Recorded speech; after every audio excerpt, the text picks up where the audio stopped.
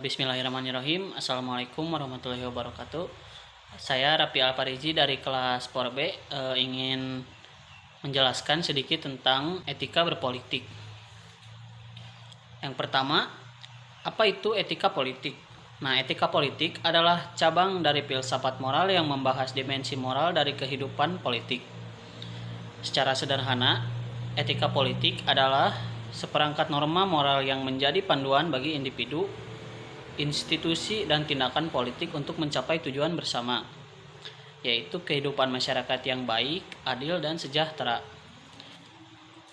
Nah, untuk selanjutnya ada bagi pengambilan kebijakan, etika politik juga berfungsi sebagai rambu-rambu normatif yang menentukan batas-batas antara tindakan yang boleh dan tidak, yang pantas dan tidak, serta yang benar dan salah dalam menjalankan kekuasaan dan merumuskan kebijakan publik. Nah, untuk selanjutnya ada tujuan utama etika politik bagi pengambilan kebijakan. Yang pertama yaitu mewujudkan kesejahteraan dan keadilan, mengarahkan kebijakan untuk mencapai bonum publicum, kebijakan umum berdasarkan prinsip kebebasan dan keadilan, bukan kepentingan pribadi atau kelompok.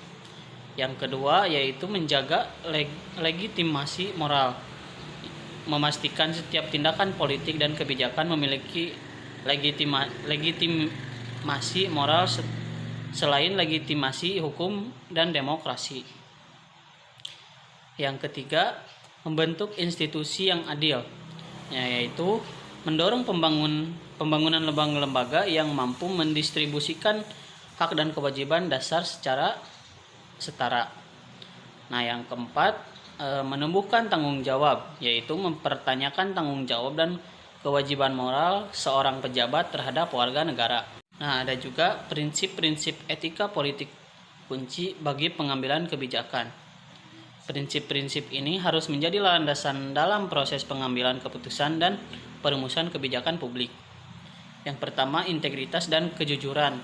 Poin pertamanya yaitu jujur dan amanah, bertindak transparan, tidak manipulatif, dan menghindari kebohongan publik. Yang kedua, menghindari konflik kepentingan, seperti kebijakan harus murni didasarkan pada kepentingan publik, bukan untuk keuntungan diri sendiri, keluarga, atau kelompok. Yang ketiga, ada sportif dan siap bertanggung jawab, yaitu siap menerima kritik, berjiwa besar, dan bersedia mundur dari jabatan jika terbukti melakukan kesalahan moral atau hukum yang substansial. Nah, yang kedua yaitu keadilan. Ada 2 poin. Yang pertama, pemulihan pada rakyat. Kebijakan harus selalu berorientasi pada pemenuhan keinginan dan kebutuhan rakyat, terutama kelompok rentan. Nah, yang kedua, menjamin hak asasi manusia. Setiap kebijakan tidak boleh melanggar hak dan kebebasan dasar warga negara. Selanjutnya ada legitimasi dan akuntabilitas. Yang sama ada 3 poin. Yang pertama, asas legalitas. Kekuasaan harus dijalankan sesuai dengan konstitusi dan hukum yang berlaku. Yang kedua, demokratis. Keputusan harus disahkan dan dijalankan melalui proses yang demokratis dan melibatkan partisipasi publik. Yang ketiga, membuka transparansi, yaitu proses pengambilan keputusan terutama dalam perumusan kebijakan publik dan harus dilakukan secara terbuka. Selanjutnya ada poin pluralisme dan toleransi. Ada 2 poin. Yang pertama, menghormati keberagaman. Adanya kesediaan untuk menerima perbedaan suku, golongan, agama, dan pandangan hidup. Yang kedua yaitu membangun kerukunan, mendorong kerjasama antar berbagai elemen masyarakat, dan tidak menggunakan isu sara untuk kepentingan politik. Ya, yang selanjutnya ada poin kelima, prinsip subsidiaritas. Desentralisasi yang efektif. Urusan politik dan pelayanan publik harus dikelola oleh tingkat kekuasaan politik yang paling rendah, yang mampu menanganinya, kecuali benar-benar memerlukan campur tangan pemerintah yang lebih tinggi. Tujuannya adalah mendekatkan pelayanan dan kebijakan kepada rakyat.